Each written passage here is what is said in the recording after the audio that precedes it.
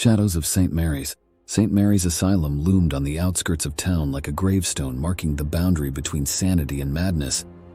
Abandoned for decades, its decaying facade and broken windows bore silent witness to the torments endured within its walls. Local legend had it that Saint Marys was haunted, a place where the spirits of the tortured and the tormented roamed free. Curious and perhaps a bit foolhardy, I decided to investigate.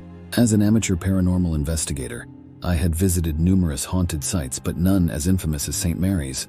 Armed with my trusty flashlight, a digital recorder, and a camera, I arrived at the asylum just as the sun dipped below the horizon, casting long shadows that seemed to breathe and shift with a life of their own. The front gate, rusted and twisted, creaked ominously as I pushed it open. The gravel path leading up to the main entrance was overgrown with weeds, crunching under my boots with each step. The asylum's grand doors, once a proud testament to its architectural beauty, now hung ajar, inviting me into the darkness. Inside, the air was thick with dust and the scent of mildew. My flashlight beam cut through the gloom, revealing crumbling plaster and graffiti-covered walls. I began my exploration in the lobby, a vast empty space that echoed with the ghosts of its past. I took a deep breath, steeling myself for the night ahead. I decided to start in the basement, where the worst of the asylum's atrocities were said to have occurred. The stairs creaked and groaned under my weight, each step a reminder of the building's frailty. The basement was a labyrinth of narrow corridors and small windowless rooms. It was here that the most violent patients were kept, chained to the walls or confined to small cages. As I walked, the silence pressed in around me, broken only by the occasional drip of water from the pipes overhead. I turned a corner and found myself in a long hallway lined with cells. My flashlight beam flickered, casting unsettling shadows that seemed to dance and writhe. I paused, listening. Was that a whisper? I strained to hear, but the sound had vanished. I continued down the hallway, my pulse quickening with each step. One cell, larger than the others, caught my attention. The door was ajar, and as I pushed it open, the hinges let out a loud metallic squeal. Inside, the air was colder and the oppressive feeling of dread was almost palpable. I set my camera on a tripod, aimed it at the center of the room, and hit record. As I did, the temperature seemed to drop even further. I pulled out my digital recorder and began asking questions, my voice trembling slightly. "Is anyone here with me? Can you tell me your name?" The silence that followed was deafening. I waited, shivering in the cold. Just as I was about to give up, I heard it. A faint whisper, barely audible, coming from the recorder's speaker. "Leave." The word sent a chill down my spine. I glanced around the room, my flashlight flickering as if in response to an unseen presence, determined to gather more evidence. I asked another question. "Why are you still here?" This time the response was immediate and clear. Pain, trapped. The sense of dread intensified and I felt a sudden urge to flee, but my curiosity and determination kept me rooted to the spot. "What happened here?"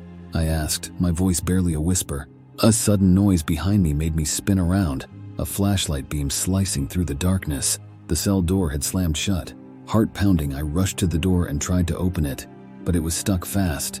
Panic surged through me as I realized I was trapped. I turned back to the recorder, desperate for answers.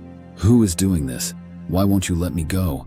The response was a cacophony of voices, overlapping and frantic. Screams, darkness, suffering. The room seemed to close in around me, the walls pressing in as the voices grew louder. My flashlight flickered and died, plunging me into darkness. I fumbled for my spare batteries, my hands shaking. As I worked to replace them, I felt something cold brush against my neck, like icy fingers tracing my skin. I gasped and dropped the batteries, the clatter echoing in the confined space. The cold touch lingered, and I could hear the whispering voices all around me. "Join us. Stay with us." Desperate, I grabbed my flashlight and managed to get it working again. The beam illuminated the cell, revealing a figure standing in the corner. It was a woman, her eyes hollow and filled with sorrow. Her face was gaunt, and her clothes were tattered and stained. She reached out to me, her voice a mournful wail. "Help me. Free me." I stepped back, my mind racing. How could I help her? What did she need? I took a deep breath and asked, "How can I help you? What do you need?" She pointed to the wall behind me. I turned and saw, etched into the plaster, a series of symbols and words. They seemed to pulse with a faint, eerie light.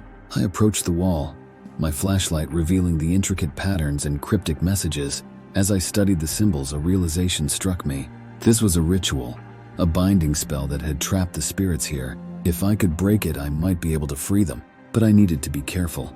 Tampering with such forces could have dire consequences. I pulled out my notebook and began copying the symbols, my hands still shaking. As I worked, the voices grew louder, their tones shifting from sorrowful to urgent. "Hurry, free us."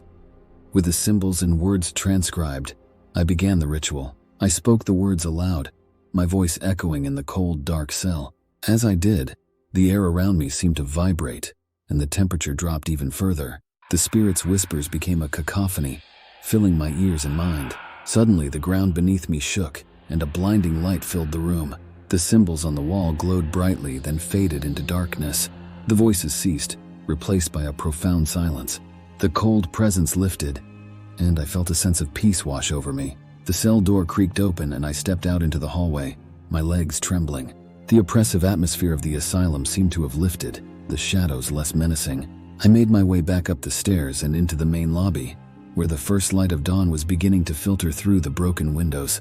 As I exited the building, I turned back to look at the asylum one last time. It stood silent and still, a monument to the suffering that had taken place within its walls. I hoped that in some small way I had brought peace to the tormented souls who had been trapped there. Back home, I reviewed the footage and audio recordings. The whispers, the voices, and the cold presence were all captured, undeniable evidence of the paranormal activity at Saint Marys Asylum. But what struck me most was the final message from the woman in the cell, spoken in a clear, calm voice just before the ritual ended. "Thank you." Her words echoed in my mind as I finished my report, sharing the story of Saint Marys Asylum and the spirits that had been freed. The mystery of the haunted asylum had been partially solved, but I knew there were many more stories out there, waiting to be uncovered. The experience at Saint Marys changed me, deepening my understanding of the paranormal and the lingering effects of human suffering. As I prepared for my next investigation, I couldn't help but wonder what other secrets lay hidden in the shadows, waiting to be discovered by those brave or foolish enough to seek them out.